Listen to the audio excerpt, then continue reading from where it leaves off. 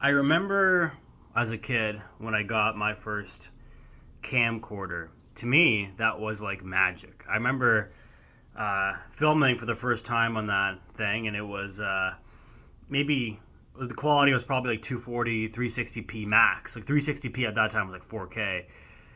This must have been around 2008. I was probably around 11 years old, 10 or 11 years old, and I remember filming with it, and I was entranced. I was blown away by the possibilities of this thing. I was like, I could film anything I want. I can stitch it in any way I want. I can make any narrative that my heart tells me that I want to make. And it was magical. I ended up making a lot of skits, posting it all on my old YouTube channel that I'm not gonna say what it is because all those, not that it makes a difference because all those videos are unlisted anyways or privatized as well.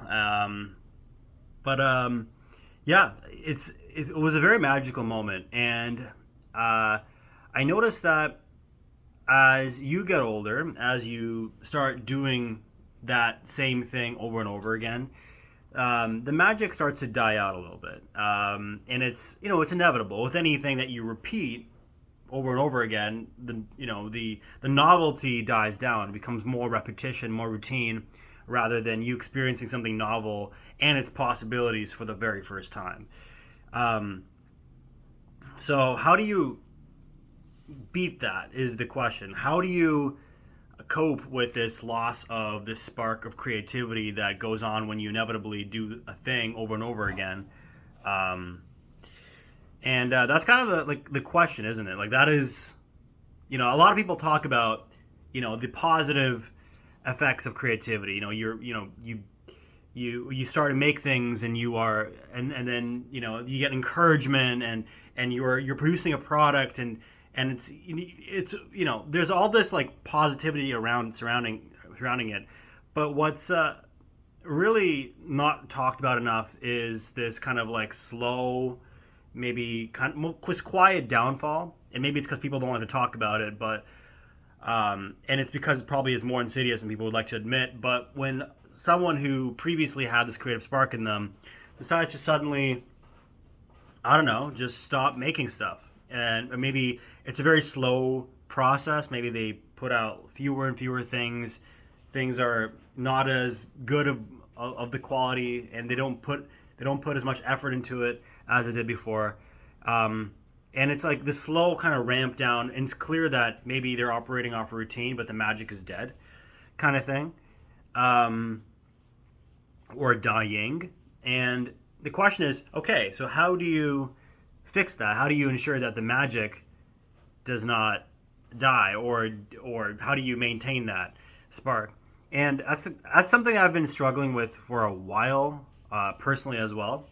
But I find that every single time I just relax, calm down, um, it comes back inevitably through some kind of context. So if you feel like, for example, you are making music or you're making videos or whatever you do, or making art, painting, and then you're grinding it, and then you are trying to push yourself to greatness, and and then you keep pushing yourself to the point where you're like, okay, I really don't like this, but I have to push through because this is what I meant to do. I am meant to be a painter. Um, uh, and then you start hating it. My biggest piece of advice is just to relax on the painting. Relax on that frame of mind that forces you that is forcing you to become that person that you want to be. Like you want to become like a famous painter. So you have this image of yourself of a famous painter and being on a trajectory of a famous painter. And if you are suddenly not going off that trajectory, suddenly everything is kaput and everything is game over. And then so everything is very black and white. And the opposite of that black and white thinking, right? That is given to you, that you self-impose by saying, "Oh, I want to be a famous painter." The opposite of that is by not labeling yourself anything at all, just being like, "Oh, well, I feel like painting today," or I feel like making some music, but maybe I don't want to make music, and that's perfectly fine. Obviously, there's drawbacks to that, right? Because if you do everything that if you do the things that you do because of a whim or because you feel like it, then a lot of the time you won't succeed or become as famous or as big as you thought you would be.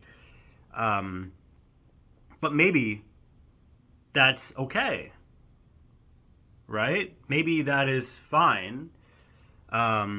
It's whatever. Maybe whatever you want to do to keep that magic alive. If that's important to you, you do that, right? The biggest thing for me whenever I hit those hurdles, and I was feeling this way a few days ago, which is why I thought about making this video. I thought about just how like everything I make is just not good.